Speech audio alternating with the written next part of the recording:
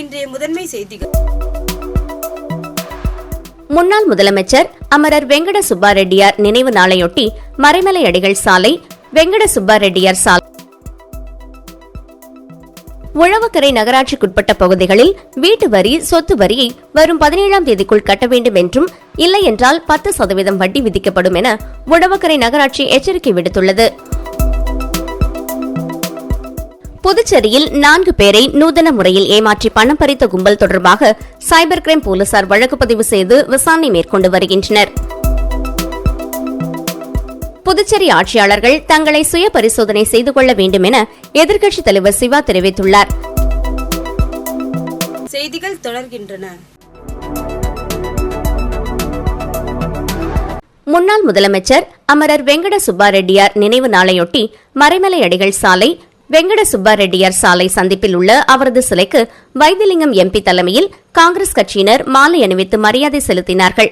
முன்னாள் முதலமைச்சர் அமரர் வெங்கட சுப்பா ரெட்டியாரின் நினைவு நாள் புதுச்சேரி அரசு சார்பில் இன்று அனுசரிக்கப்பட்டது.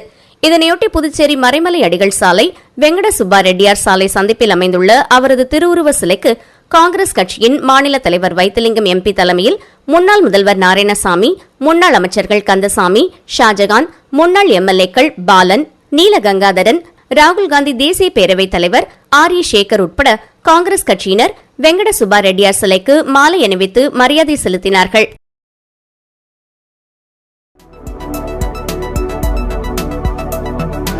உழவக்கரை நகராட்சிக்குட்பட்ட பகுதிகளில் வீட்டு வரி, சொத்து வரியை வரும் 17ஆம் தேதிக்குள் கட்ட வேண்டும் என்றும், இல்லை என்றால் 10% வட்டி விதிக்கப்படும் என உழவக்கரை நகராட்சி எச்சரிக்கை விடுத்துள்ளது.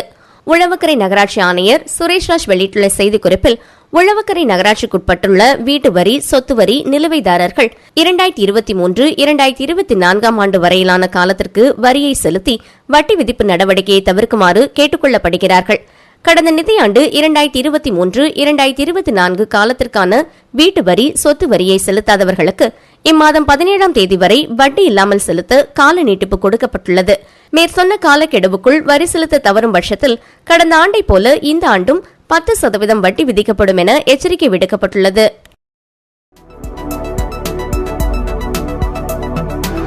புதுச்சேரியில் 4 பேரை நூதன முறையில் ஏமாற்றி பணம் பறித்த கும்பல் தொடர்பாக சைபர் கிரைம் போலீசார் வழக்கு பதிவு செய்து விசாரணை மேற்கொண்டு வருகின்றனர். புதுச்சேரி முத்தியால்பேட்டை பகுதியைச் சேர்ந்தவர் சரவணன். இவர் தவறுதலாக 29,000 தெரியாத நபருக்கு அனுப்பி பணத்தை இழந்துள்ளார். இதேபோல சுல்தான்பேட் பகுதியைச் சேர்ந்த அஷ்ரப் தீன் என்பவர் லோன் ஆப் மூலமாக பணம் பெற்று சில நாட்களில் வட்டியுடன் பணத்தை கட்டி முடித்துள்ளார்.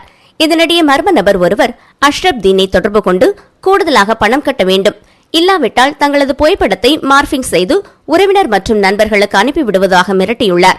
இதற்கு பயந்து அஷ்ரப் தீன் ரூபாய் 16,000 மர்ம நபருக்கு அனுப்பி ஏமாந்துள்ளார். இதேபோல புதுச்சேரி ராமநாதபுரம் பகுதியைச் சேர்ந்த வீரசாமி என்பவரின் செல்போன் தொலைந்துவிட்டது. பின்னர் மர்ம நபர் ஒருவர் அந்த செல்போனில் உள்ள UPI மூலமாக வீரசாமி வங்கிக் கணக்கிலிருந்து ரூபாய் 4,000 எடுத்துள்ளார். மேலும் அரும்பார்த்தபுரம் பகுதியைச் சேர்ந்த பரத் என்பவர் ஆன்லைன் மூலமாக ரூபாய் 1,300 முதலீடு செய்து மோசடி கும்பலிடம் இழந்துள்ளார். மேற்கண்ட நபர்கள் மொத்தமாக 50,300 மோசடி கும்பலிடம் இழந்துள்ளனர். இதுகுறித்து பாதிக்கப்பட்டவர்கள் தனித்தனியாக புதுச்சேரி சைபர் கிரைம் காவல் நிலையத்தில் புகார் அளித்துள்ளனர். அதன் பேரில் சைபர் கிரைம் போலீசார் வழக்கு பதிந்து விசாரணை நடத்தி வருகின்றனர்.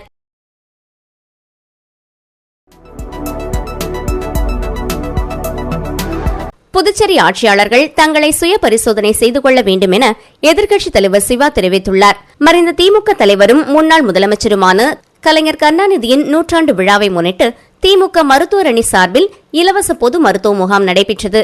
இதில் சிறப்பு விருந்தினராக கலந்து கொண்டு திமுக மாநில அமைப்பாளர் சிவா இலவச மருத்துவ முகாமை தொடங்கி வைத்தார். பின்னர் செய்தியாளர்களை சந்தித்த சிவா, புதுச்சேரியில் ஆளும் கட்சி சுய பரிசோதனை செய்ய வேண்டும், மத்தியிலும் மாநிலத்திலும் அவர்கள்தான் ஆட்சி செய்கின்றனர். 22 எம்எல்ஏக்கள் பலத்தோடு மத்திய அரசின் அதிகாரத்தோடு மாநில காவல்துறையின் முழு பங்களிப்போடு என்ஆர் காங்கிரஸ் பாஜக கூட்டணி தேர்தலை சந்தித்தது. இருப்பினும் ஏன் அனைத்து தொகுதியிலும் தோல்வியடைந்தார்கள் என சுய பரிசோதனை செய்ய வேண்டும் என்றார். ஆட்சியாளர்கள் தங்களை திருத்திக் கொண்டால் வரும் சட்டமன்ற தேர்தலில் டெபாசிட் வாங்கலாம், இல்லாவிட்டால் டெபாசிட் கூட பெற முடியாது என சிவா தெரிவித்தார். அடையாளமாக தமிழகம் புதுச்சேரியும் கேள்விக்கு காரணம் கலைஞர் அவர்கள்தான். இன்று 40க்கு 40 புதுச்சேரியில் சேர்த்து வென்றிருக்கின்றோம். அது கலைஞர் அவர்கள் காட்டிய வழியில் நாங்கள் பயணித்ததால் கிடைத்த வெற்றி. இன்று எங்கள் கழகத் தலைவர் அவர்கள் இந்தியா கூட்டணிக்கு வழிகாட்டியாக இருந்து ஒரு நல்லதொரு ஜனநாயகத்தினுடைய வெற்றியை நிலைநாட்டியிருக்கிறார்கள். சர்வாதிகாரம் என்று ஒழிக்கப்பட்டிருக்கின்றது. நாங்கள் ஆட்சிக்கு வருகிறோமோ இல்லையா என்பது கூட முக்கியமல்ல. ஆனால் இன்று சர்வாதிகார ஆட்சி ஒழிக்கப்பட்டிருக்கின்றது. ஜனநாயகம் இனி தலைக்கும் என்று நம்புகிறோம். நிச்சயமாக இந்தியா ஒரு நல்ல நிலையில் இனிமேல் சரியான ஒரு எதிர்கட்சியினுடைய வழிகாட்டுதலில் பயணிக்கும் என்று நம்புகிறோம்.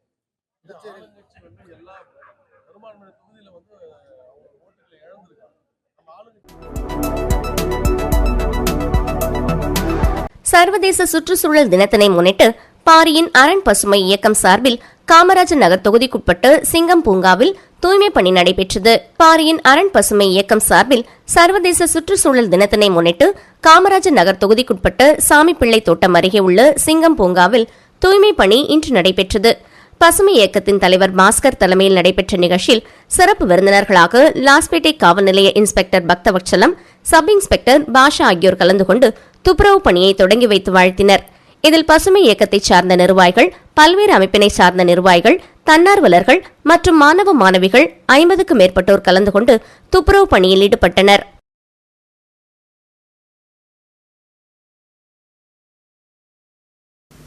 விளம்பர இடைவெளிக்கு பிறகு மற்ற செய்திகளை காணலாம்.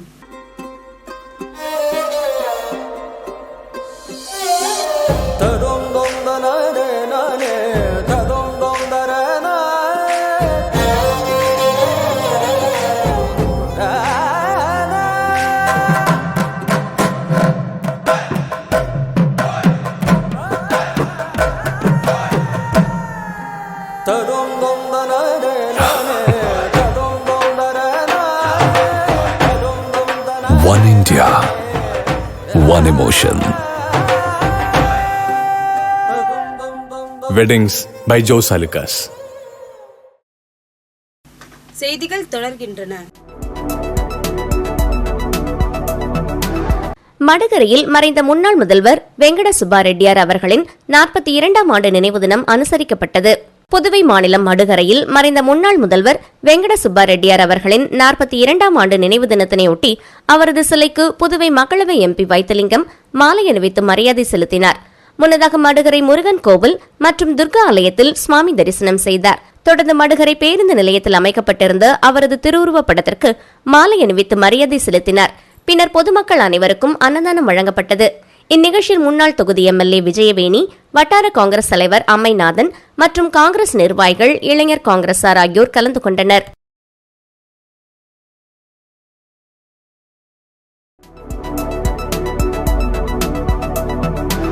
ஊசுடு சட்டமன்ற தொகுதிக்குட்பட்ட சேதராப்பட்டு பகுதியில் சுற்றுச்சூழல் தினத்தை முன்னிட்டு தந்திராயன் குளம் மற்றும் ராமர்குளம் பகுதியில் மரக்கன்றுகள் நடப்பட்டது.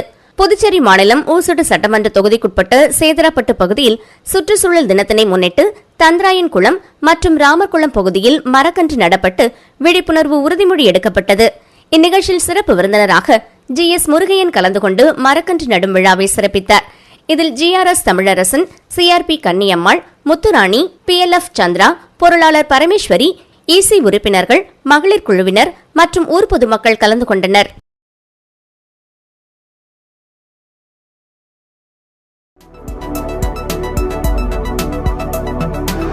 இந்திரா காந்தி அரசு பொது மருத்துவமனை மற்றும் ஆராய்ச்சி நிறுவனத்தில் உலக சுற்றுச்சூழல் தினம் கடைபிடிக்கப்பட்டது.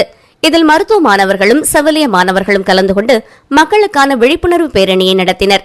பேரணியை கல்லூரியின் இயக்குநர் doctor Udayashankar, Ramachandra medical superintendent Joseph Raj, கல்லூரியின் முதல்வர் பிரமிளா தமிழ்வாணன் அவர்கள் கொடியசைத்து துவக்கி வைத்தனர்.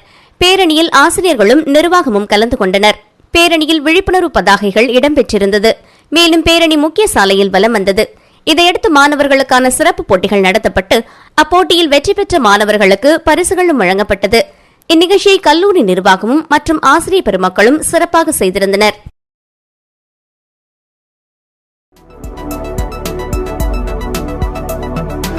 காவேரி கூக்குரல் இயக்கம் சார்பில் புதுச்சேரியில் 1.5 லட்சம் மரக்கன்றுகள் நடும் திட்டத்தை முதுநிலை காவல் கண்காணிப்பாளர் நாரா சைத்தன்யா தொடங்கி வைத்தார். ஈஷாவின் காவிரி கூக்குரல் இயக்கம் சார்பில் புதுச்சேரியில் நிகழாண்டில் 1.5 லட்சம் மரக்கன்றுகள் நட திட்டமிடப்பட்டுள்ளது. உலக சுற்றுச்சூழல் தினத்தையொட்டி அதன் தொடக்க நிகழ்ச்சி கோரிமேடு ஆயுதப்படை மைதானத்தில் நடைபெற்றது. இதில் சிறப்பு விருந்தினராக முதுநிலை காவல் கண்காணிப்பாளர் நாரா சைத்தன்யா மரக்கன்றை நட்டு திட்டத்தை தொடங்கி வைத்தார். மேலும் புதுச்சேரி காவிரி கூக்குரல் இயக்க தன்னார்வலர் வேதநாயகம் மற்றும் வன ஆர்வலர்கள் உள்ளிட்ட பலர் கலந்து கொண்டனர்.